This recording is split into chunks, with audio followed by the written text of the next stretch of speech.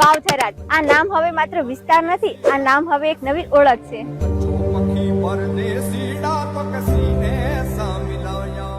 નવો જિલ્લો, નવા રસ્તા, નવી તકો અને હવે નવો બિઝનેસ યુગ. અને આ વિકાસને નજીકથી અનુભવવાનો તથા તમારા બિઝનેસને હજારો લોકો સુધી પહોંચાડવાનો એક સોનેરી મોકો.